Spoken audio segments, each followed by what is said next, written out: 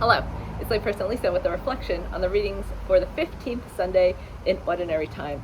So today I want to talk about the second reading, and more specifically about reconciling all things to Jesus. We just had a women's retreat on intentionality, intimacy, and identity, and the things that we struggle with. So for instance, my topic was spiritual warfare. So the devil attacks.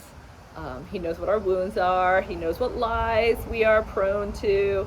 He knows where we're insecure, and what consumes us, and what annoys us, irritates us. And he can pick those things. He can instigate those things, usually quite easily, at least for myself. And so these same things that the devil attacks, Jesus wants us to reconcile with him, to him. He wants us to invite him to bring healing to those situations, to those wounds, to those lies that we believe, to those things that consume us, to those worries and anxieties. He wants us to reconcile them to him so that he can glorify them. But how do we do this? It's a journey, it's a process. And today I was reading a book by Thomas A. Kempis, who is the author of The Imitation of Christ, which if you have not read that book, it's amazing. It's interesting because it's the second most popular Christian book after the Bible. And it just it has such a powerful message. But today I was reading his book about humility and lifting our mind to God. It's a very short read, but today I read about humility. And humility is recognizing our weakness. Because so often, what do I try to do with my weaknesses? I try to maybe hide them, try to fix them, try to control situations so that my weakness is not exposed. But humility is, or compare myself. Oh, well, they do that really well, I don't, and beat myself up. But humility is accepting our weakness and depending on Jesus, trusting him that he will be our strength.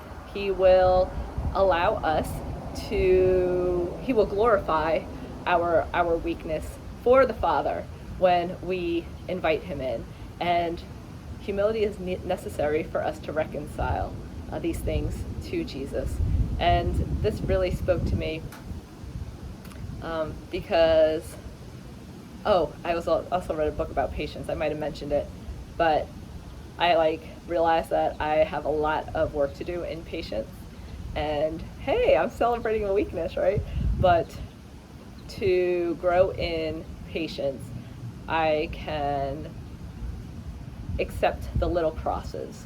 I can reconcile those little crosses to Jesus with humility, recognizing that yes, this is a weakness, but Lord, you can use it to glorify you. And for so long, I would ask Jesus, why won't you heal me of these wounds that cause me to just be a person that I don't like? But over the past few months, especially starting with Lent, Jesus has been working on my heart and has helped me to reconcile these wounds to him and to recognize that he wants to use these wounds to glorify the Father. But I have to be humble. I have to accept, this is what the Lord allowed in my life. But there's a reason for this, and it is to glorify the Father in some way. And often we don't know how we're glorifying God, through our weaknesses, through our actions, through conversations that we may be having with people. We may not see the fruits. And sometimes, I think as a performance-based person, okay, well, I want to see it, Lord. And sometimes he gives us those little glimpses to just okay, see, this is what I mean.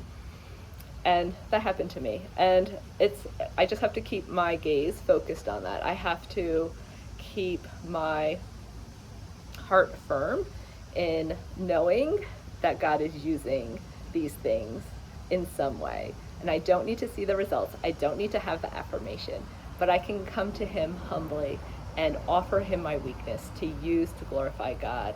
And that will help reconcile these wounds, these things that the devil attacks, reconcile and redeem them through Jesus to glorify him.